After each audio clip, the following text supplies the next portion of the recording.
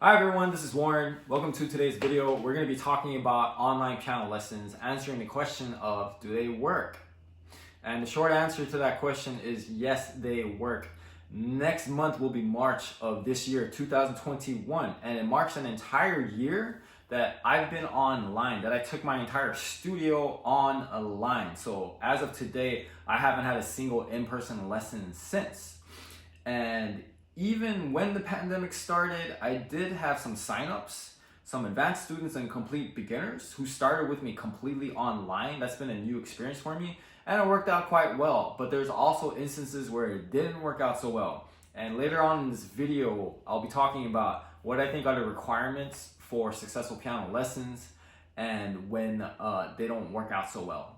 So it might be funny when I tell you that I actually thought that online lessons didn't work out before, but I think it was because the research I was doing, it's just I didn't find a lot of good resources on it. Obviously, because everything's been online last year for a lot of other businesses as well, there's just a lot more resources available, but what was available at the time wasn't entirely convincing to me.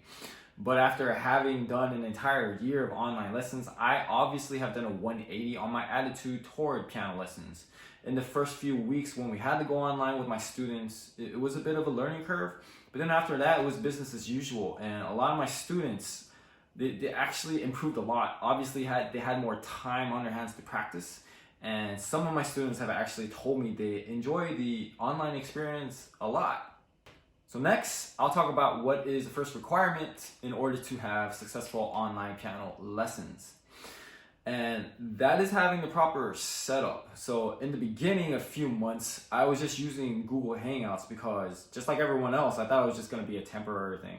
But after that, I found Zoom is a much better option. And of course, I had to think something more on a permanent basis. So that's definitely what I use today and what I recommend for you as a student, and also if you're a teacher thinking about doing lessons online. So in terms of setup, what I have found optimal is at least 3 camera angles, at a minimum 3 different devices that I use. And the views that I use are a top-down view so that the student can see what I'm playing on the piano. One for the front so they can see my face, because if they're not able to do that, it's like having a lesson with a headless person. And a device on the side so they can see me demonstrate proper posture and playing mechanics. If you're a student, obviously you're gonna need 1 device, but 2 is optimal. 1 for the side, so I can actually, this is more for the teachers, so I can actually see if they're sitting properly, if they're playing properly and whatnot. And also 1 device for the music stand.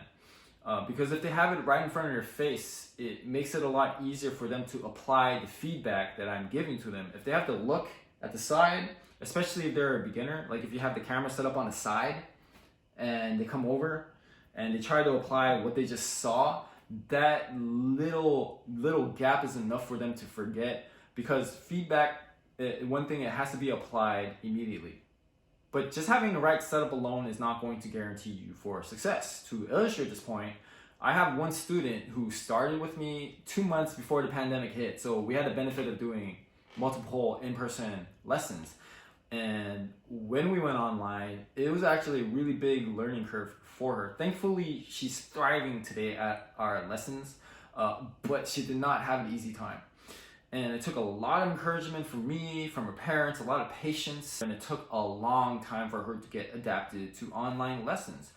But I would say that's mainly because she had the right attitude and characteristics, is why she was successful in the long run. So a willingness to try is not enough. You need to have the right attitude, and that's my second requirement for success. In terms of an attitude, being enthusiastic, open-minded, and knowing that you're going to be in this for the long haul, having a lot of patience, and knowing that this is going to be a very new experience if you've never done anything online. And that's easy enough to say if you're a young adult or adult. But I would say for the younger kids, and when I say younger kids, the experiences that I've had has been with like around 4 to 6 years of age. And that's been pretty hit or miss. So if you're a parent, you really need to know what you're getting into, because if your kid is very young, they're going to need at the very least, just a moderate or minimum amount of ability to concentrate, to pay attention. They need a healthy respect for authority, because in some of the initial consultations and lessons that I had, these students didn't have any of that.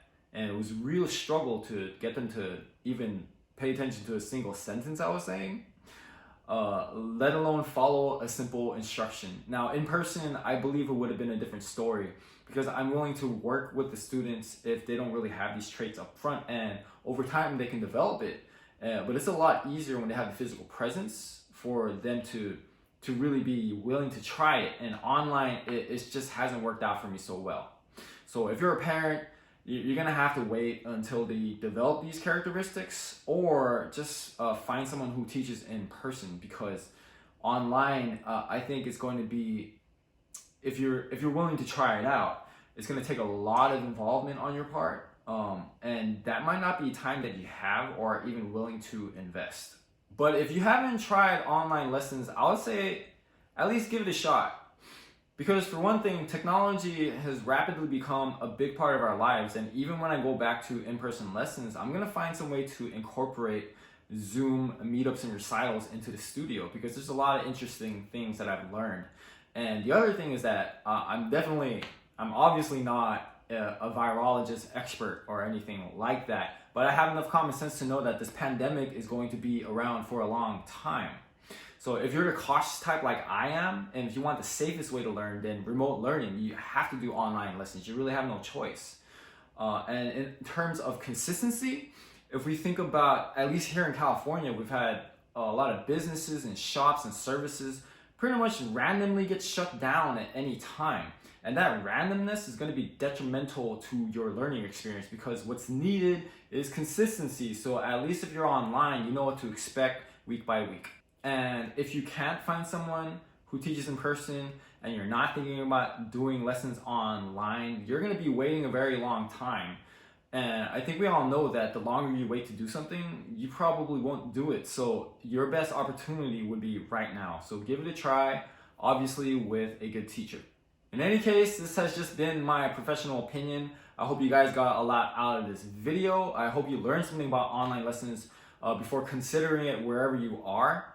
And if you like this video, if you found it valuable, please hit that like button, subscribe, and share this video on your way out. I will see you in the next video. We're gonna go deeper into the advantages and disadvantages of online piano lessons.